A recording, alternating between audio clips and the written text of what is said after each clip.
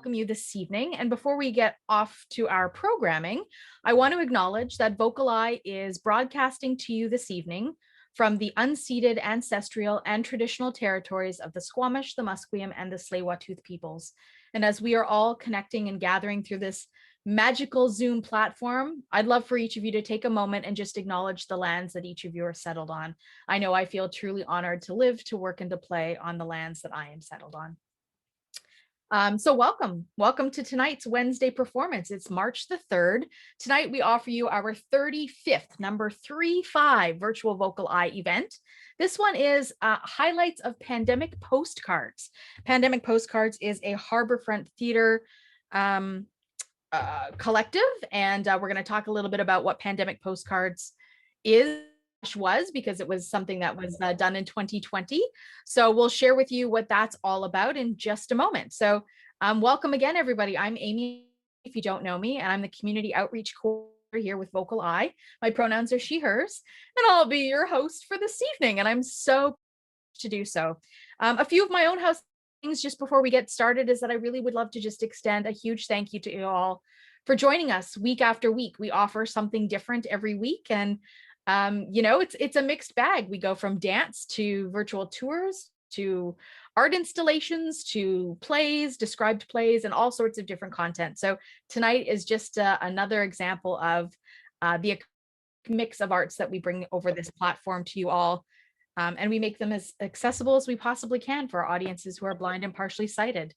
So great. Thanks everybody for joining us. And I just also want to give a quick shout out to those of you who have made donations and financial contributions, as Vocal Eye offers this programming free of charge. If you have the capacity to make a donation, we honor that and cherish that. If you don't, we honor you being in our space with us, and we'll post a chat link in the chat if you feel like you want to make a contribution.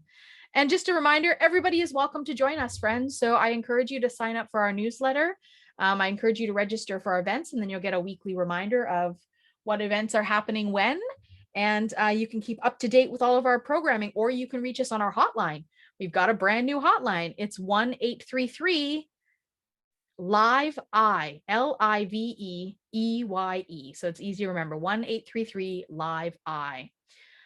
All right, what have we got for you tonight, friends? Pandemic Postcards. So we have some special guests with us here this evening, and I'm going to welcome Crystal Buemi to join us for a little chat about Pandemic Postcards before we kick off the event that we've got in store for you. So Crystal, welcome.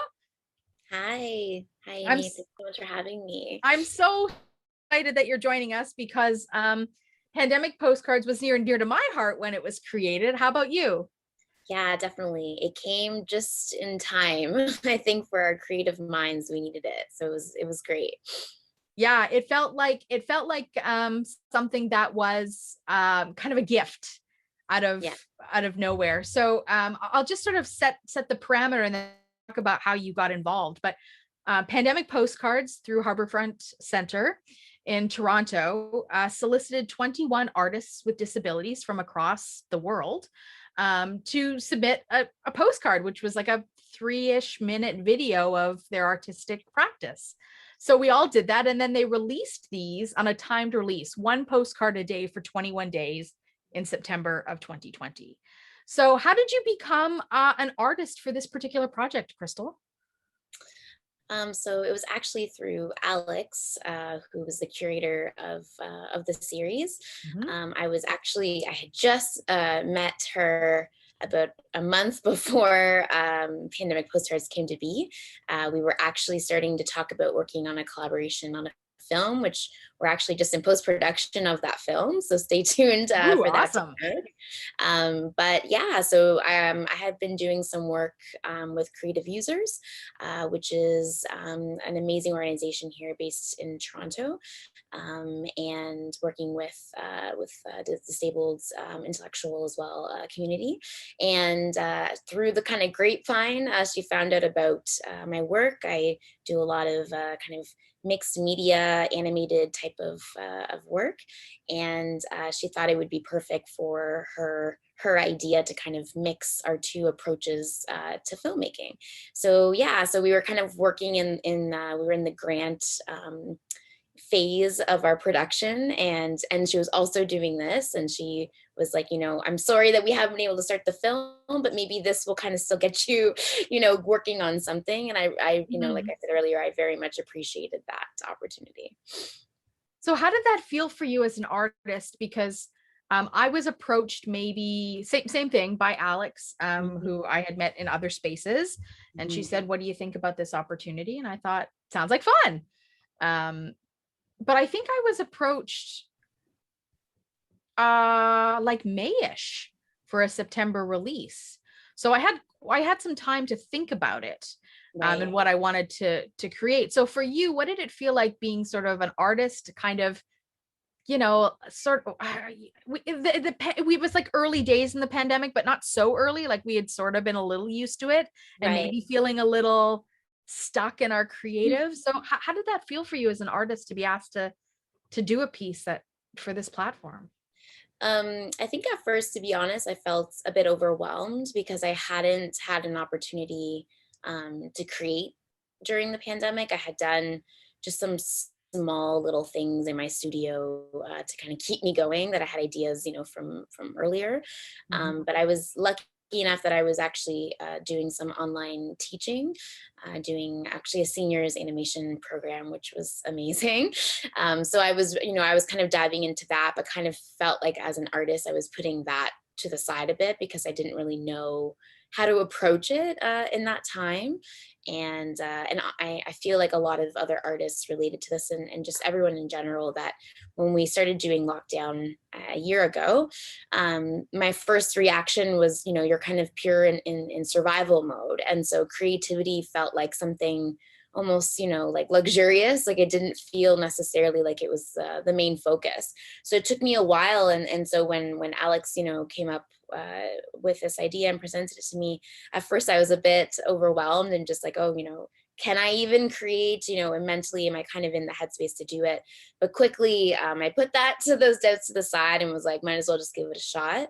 And yeah, and so it was an interesting kind of little roller coaster to kind of just get the strength and confidence to just like push through some of those doubts at the beginning. But then it was totally worth it.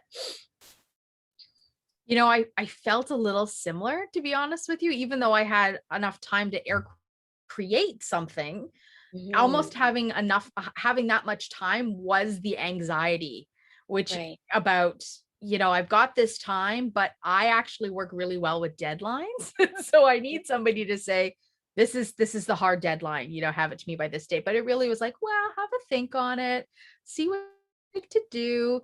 Right. And we were asked to create I guess a video capturing what it is that we do in our artistic practice. So, in the 21 postcards that are available, we're showing a small collection of those as highlights, and as, I guess, sort of a significance to hitting the 1 year anniversary of COVID. We thought, Vocal, I thought would be kind of a nice way to honor and signify and lament and all the words that you can put to the fact that we have hit 365 days of the pandemic, which I don't think any of us, I don't know if you were the same, but after our 2 weeks of lockdown, I really thought that was going to be the end of it. Yeah. It's like they told us 2 weeks of lockdown. Okay, I can handle that. And then life didn't come back, air quotes, to normal. So Yeah. in these selection of videos that we're going to share with tonight, they've been described, and some of them have been described in a way that is front loaded, um, and some of them are described throughout the video. And again, they're short videos, but just for context for our friends on the line who are blind and sighted, one of the things that I'll set up in terms of the construct is that we're going to play these postcards in sets of 4. So you'll get 4 short videos in a row, and then we'll bring in an artist to talk about their video, and then 4 short videos in a row, and then an artist, and then 4 videos, and then an artist. And I happen to be one of those artists. So you'll have an opportunity this evening to pick my brain and have a Q&A with me if you have any questions about my process as an artist as well. So again, I've chosen 12 videos that were picked out of the 21 videos that were for pandemic postcards. And what you're going to hear is that there is the same describer for each one. And often in many of the videos, he reintroduces himself, because you have to remember that these were sent out on a timed release. So you got one of them a day, you registered and you received a postcard a day with a short video. And so every day you got a new one. And so every day the describer needed to tell you who their name was and who they were and that they were the describer. So you're going to hear that repeated a couple of times, and just bear with the process, because that is how we have made these accessible, and how Harborfront has made them accessible for all of us. So although it seems redundant when you're binge watching the videos, that's the format that they'll be played in this evening. And then we'll have opportunities to talk to Crystal later, after sharing Crystal's artistic video, which I'm so fascinated by. And then Christina Sheldon, who some of you may know in the community, lives here in Vancouver and is a beautiful singer, and will share her video. And we'll unpack with Christina also a little bit about her artistic practice. And then, of course, the three of us will stick around for an open Q&A with you all fine folks this evening, to answer any questions that you might have. And those could be questions about any description that we might be able to answer, or about the artistic process that we all went through during this wild ride called Pandemic Postcards. Just as a reminder, these were sent out in September 2020. So you'll hear dates that aren't relevant to today's date. But so you have some context. You subscribed and you received a postcard from somewhere in the world by an artist that lives with a disability, talking about a little bit about their sharing with us their artistic practice and how they were being creative during the pandemic. So that's the setup for the construct tonight, my friends. And I'm certainly excited to have Crystal with us. And I know that we have some people still joining us in the last couple of minutes before we hit play at 7 o'clock. And we've got our trusty tech Rick in the background, ready to press play when I call on him to do so. So friends, thank you for your patience as we wait till 7 o'clock. And thank you for joining us for Pandemic Postcards this evening. Crystal, if you're interested in popping back on, I just have one more quick question for you. And sorry, I didn't mean for you to disappear.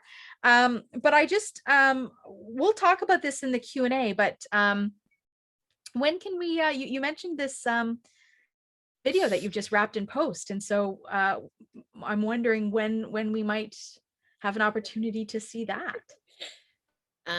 So it's a bit related to Pandemic Postcard, because Alex, the curator, how she kind of came about this idea was when she started being herself in quarantine. She started writing these little snippets of daily occurrences just to kind of pass the time. And they were, kind of like journal entries or little postcards. And so that's how the whole like kind of postcard idea came to be. And so the film is based off of, we selected maybe like the kind of strongest, maybe 6 to 8 postcards, and kind of weaved them together through animation and through live action. So just, video of Alex. And it was a really, really small team, obviously, because of COVID. And so we only had a couple days where we actually went and to Alex's apartment and we shot some stuff there. And then the rest we've been able to do since September is when we started the project. We've been able to do everything online, and having Zoom meetings and transferring files and stuff like that, which of course had its had its challenges, but in general we've been able to do it. So right now it's just going through the final audio description and color, and then the idea is by the end of the month we'll have a final 10-minute short film. In terms of when it's being released, I'm not actually sure. I think that's definitely a question for Alex, but I know she's very excited to release it. We've been working very hard on it for a while. So yeah. Awesome. Well, we'll either maybe have an opportunity to play it on this platform sometime in the future, or make sure our audiences get a link to how they can access the film. So thanks for introducing that. And I'm actually really excited to unpack a little bit later, because it relates to Pandemic Postcards and what you do as an artist. So thank you, Crystal.